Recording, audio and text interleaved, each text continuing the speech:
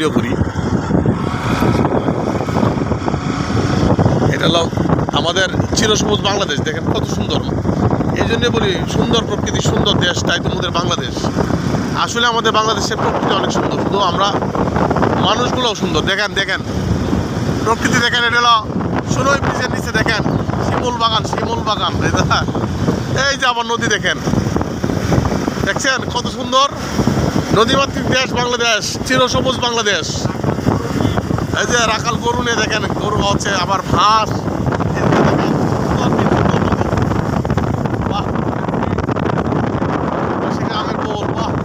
মানে একদম সুন্দর প্রকৃতি, চিরসবুজ বাংলাদেশ। এই যে আমরা মধ্যনগরের সুনই ব্রিজ থেকে নামতেছি, মধ্যনগর যাচ্ছি আমরা। আর কয়েক কিলোমিটার দূরে আছে মধ্যনগর। তো গাছতলা বাজাতে মধ্য রাস্তা আবার ভালো আছে, এই জন্যে গাড়ি চালাইতে একটু আরাম লাগে, ভালো।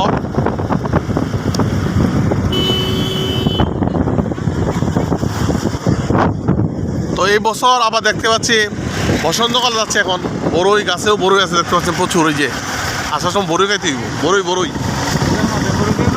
না খাওয়ার জন্য না, নিতে হবে আর কি। সরি, মানে খাইতে হবে তো, তাৎক্ষণিক খাওয়ান আর কি, পরেও খাওয়া যাবে। যে গাছে গাছে ফুল। আর দেখেন আমাদের হাওড় অঞ্চল, চিরসবুজ বাংলাদেশ। এমন দেশটি কোথাও খুঁজে পাবে না কো তুমি, সকল দেশের রানী সে যে আমার জন্মভূমি, সে যে আমার জন্মভূমি। ধন্য ধান্যে পুষ্পে ভরায় আমাদেরই বসুন্ধরা।